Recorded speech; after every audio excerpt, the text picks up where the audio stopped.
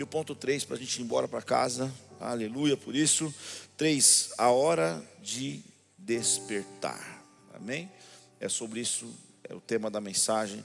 Então João capítulo 11, verso 38 em diante diz assim: Jesus, outra vez, profundamente comovido, olha só, foi até o sepulcro. Era uma gruta com uma pedra colocada à entrada. Verso 39: tirem a pedra, disse ele.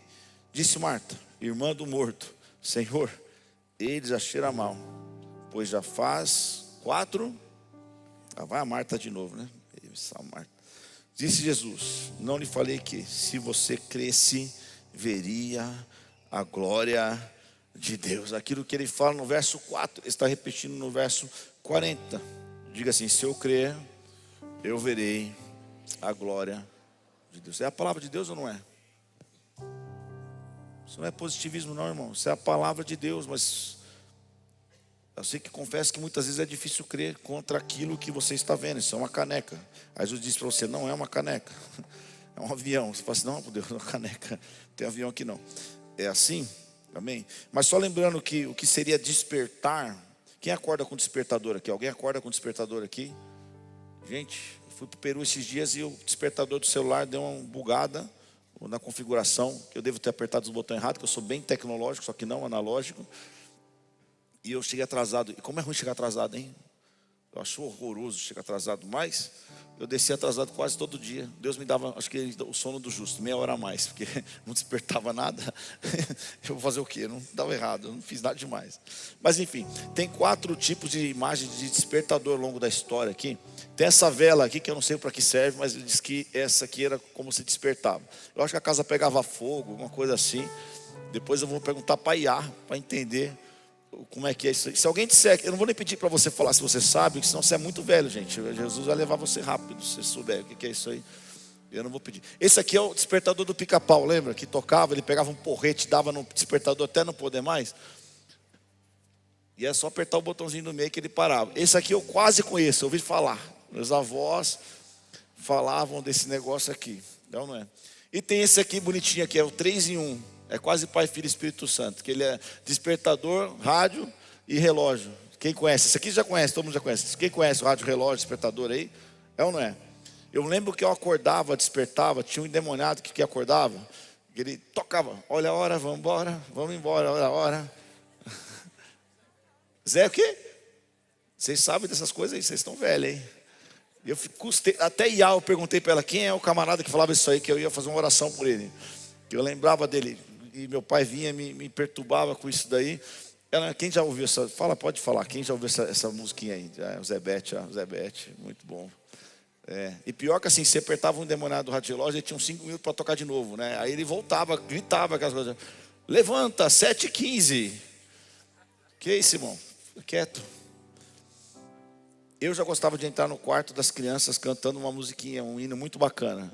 Tipo, você contou: quem quer pão, que tá quentinho, tá quentinho, tá quentinho. Quem lembra do hino da Xuxa Meneghel? Quem lembra desse hino? É o hino mais tocado das crianças.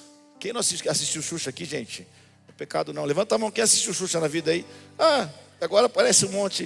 O que acontece com vocês?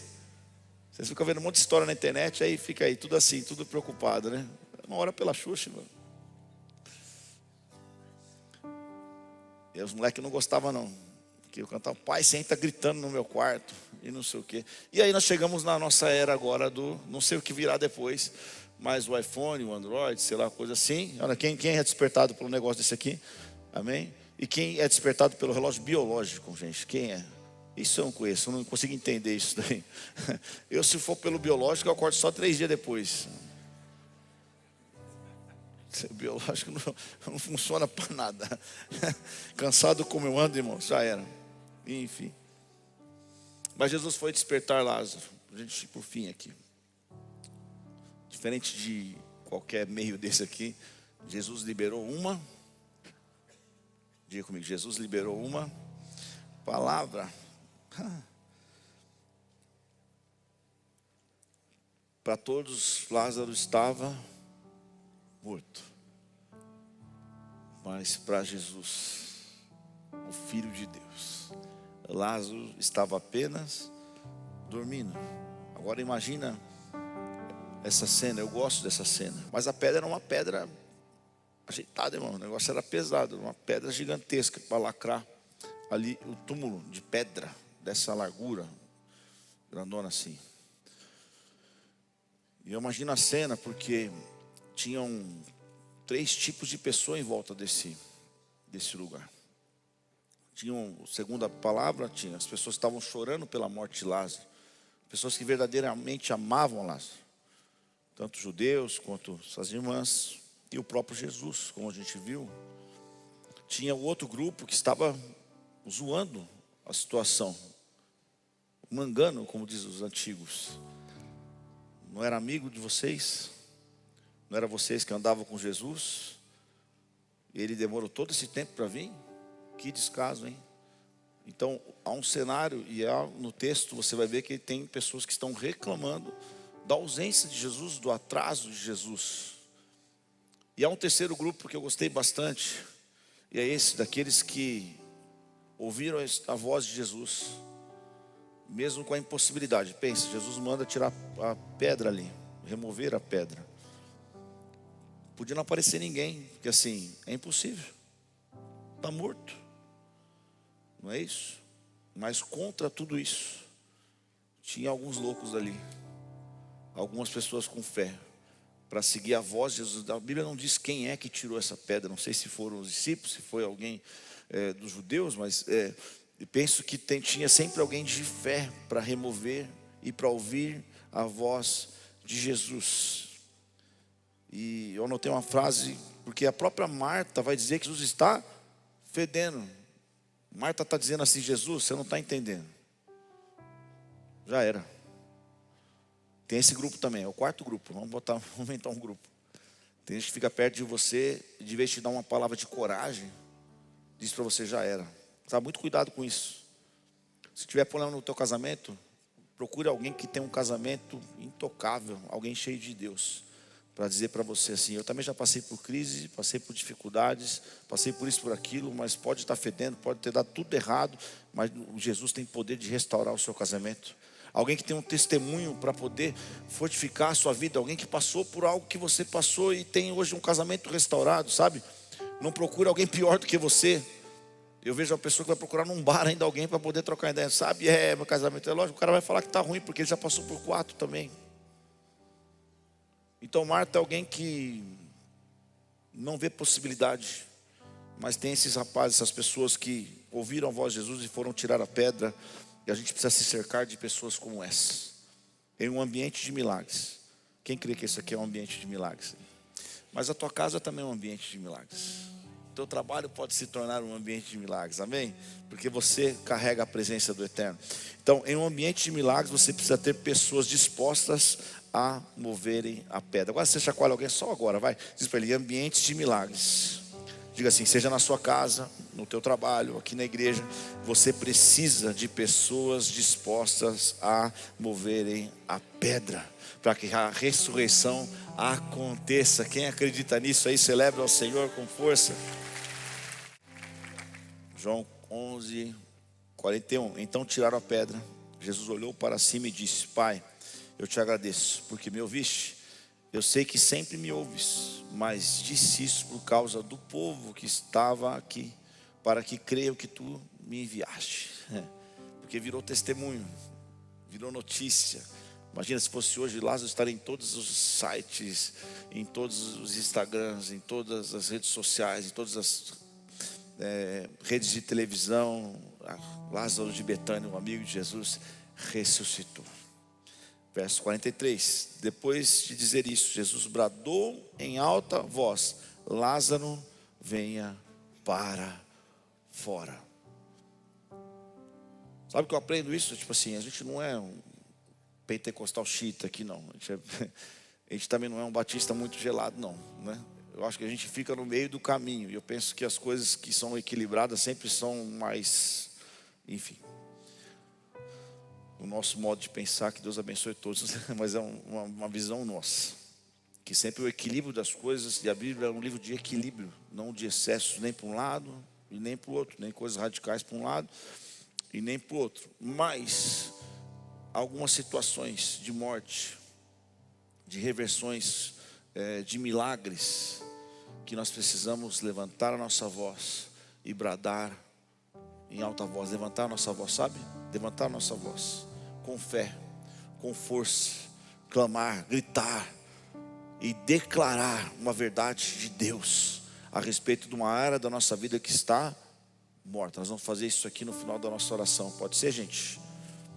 Pastor, eu gosto de falar baixinho, mas hoje você vai falar altinho. Verso 44. Nem tudo, né? É o jeito que você quer. É assim que funciona. Eu estou com o microfone, então eu dou os comandos hoje. Verso 44. O morto saiu com as mãos e os pés. Imagina que cena essa aqui. Isso aqui morreu metade já. Metade dos caras que duvidaram já morreram, já que desabaram. Com as mãos e os pés envolvidos em faixa de linho e o rosto envolto num pano. Disse Jesus: tire as faixas dele e deixem ir. Amém? Se coloque de pé e vamos fazer isso. Se tiver com a sua família, melhor, se junta aí para orar. Deus é um Deus geracional. É um Deus que prestigia e abençoa a família. A família é um projeto de Deus. Nós estamos com a família completa hoje. Falei assim, família está crescendo. Daqui a pouco vai os agregados a mais aí. Amém? Então, pastor, eu estou sozinho. Então, se você sentir a vontade de abraçar alguém, amém. Se for por constrangimento, não faz isso não. Fica tranquilo aí, tá bom? Ore pela sua casa, ore pela sua família. Temos muitas mães solos, pais solos hoje. É uma realidade. E nós oramos por você, que Deus também te dê um tempo novo, familiar, e abençoe a sua vida. Não te mande um trem, nem uma trenha. Te mande uma bênção para a sua vida e te abençoe de maneira poderosa. Amém? Mas eu não sei, em alguma área da sua vida todos nós temos. Eu como pastor, se eu puder bradar, eu vou bradar em alta voz algumas coisas que estão no meu coração, né? E eu sei que todos nós, dependente, às vezes uma área está bem resolvida, outra nem tanto. Mas você pode orar, eu não posso apontar isso para você, e não posso dizer qual é e como é. Mas eu queria que a gente tivesse um tempo de oração por isso, já que você está abraçado com a sua família. Talvez, quase com certeza, ela sabe dos problemas que você enfrenta, né? Se não sabe, seria bom você compartilhar, irmão. Seria bom dividir, porque uma casa dividida ela não prospera. Quando nós juntamos a nossa oração, a unidade faz toda a diferença na família e no casamento. Amém? Glória a Deus. Vamos orar? Glória a Deus. Deus, nós te louvamos, Pai, por este momento. Nós te louvamos pela Tua palavra, pela Tua verdade, por tudo aquilo que o Senhor falou aos nossos corações, Pai. Nós clamamos em alta voz pela Tua igreja, Senhor, Pai, que o Senhor possa trazer agora a memória, Pai, a mente dos Teus filhos, aquilo que o Senhor quer transformar, Senhor. Tudo aquilo que está morto no olhar deles, Pai, que não tem mais solução, Pai, que não tem mais jeito. Talvez seja uma empresa que não tem solução, uma família que está desestabilizada, um coração angustiado, Pai, talvez até com pensamentos suicidas sobre a sua mente, Pai. Nós oramos, Pai, para que o Senhor traga a vida, para que o Senhor traga a cura, o Senhor traga a restauração, o Senhor traga uma mudança completa, Senhor. Pai, aqueles que estão com a sua família têm essa oportunidade de profetizar fisicamente, mas outros estão com a sua família em casa agora, com sua esposa, com seu esposo, com seus filhos, com um irmão, Senhor, eu não sei, Pai, que o Senhor possa ouvir, ó Pai, a nossa oração, Pai. A Tua palavra diz que o Senhor está atento para ouvir cada clamor, cada palavra que nós declaramos diante do Senhor, ó Pai. Recebe, Senhor, a nossa adoração, a nossa oração, o nosso clamor, ó Pai. Que situações impossíveis, como era Lázaro sair daquele lugar, possam acontecer, Pai. Nós damos uma ordem, Pai, no reino espiritual, Senhor, nós declaramos, Pai, nós declaramos, ó Pai, não em nosso nome, mas no Teu nome, Senhor, que há poder, Senhor, que há poder, Senhor, que há poder, ó Senhor, para transformar toda e qualquer situação, Pai. Nós cremos no Senhor, nós esperamos no Senhor, ó Pai, nós confiamos no Senhor, Pai. O Senhor fará grandes coisas neste tempo, Pai. Nós colheremos testemunho, assim como na vida de Lázaro. Lázaro ficou conhecido por toda a região, Pai. Pai, imagina o alvoroço. Ei, esse é aquele que ressuscitou, estava morto fazia 4 dias, já cheirava mal, ninguém acreditava, mas Jesus chegou, pediu que removesse a pedra e Lázaro ressuscitou. Eu oro para que a casa dos Teus filhos seja um exemplo assim. Ei, esse não era aquele que estava quebrado, esse não era aquele que estava separado, esse não era aquele que estava com câncer, esse não era aquele que estava com essa enfermidade impossível de ser mudada, esse não era aquele que tentou se matar 1, 2, 3 vezes. Mas Jesus chegou. Jesus não chega atrasado, Ele não chega no momento errado. Jesus chegou na hora certa e a vida chegou, a restauração chegou, a ressurreição chegou. Ah, Pai, ressuscita planos, ressuscita sonhos, ressuscita projetos, Deus. Oh, Espírito Santo, nós oramos, Pai, nós oramos, crendo, Pai, quando nós olhamos para esta igreja, e nós oramos pelo avanço desta igreja, e nós oramos ao Senhor por esses 42 mil metros que nós queremos alugar. Humanamente nós vemos impossibilidades, humanamente nós vemos morte, mas nós, ó Senhor, ó Pai, espiritualmente nós estamos em Jesus, ó Pai, na frente daquele túmulo. Só está dormindo, vai acordar. Chegou a hora de despertar, chegou a hora de avançar, chegou a hora dos milagres se manifestarem. Pai, nós cremos, nós oramos ao Senhor por essa família, para que o coração dela seja inclinado, Senhor. Pai, e essa terra seja, Senhor, Pai, tomado posse desta terra, para que o Teu Evangelho, Senhor, avance, para que mais milhares de pessoas sejam alcançadas pelo poder da palavra, pelo poder, ó Pai, que há no Teu nome, Jesus.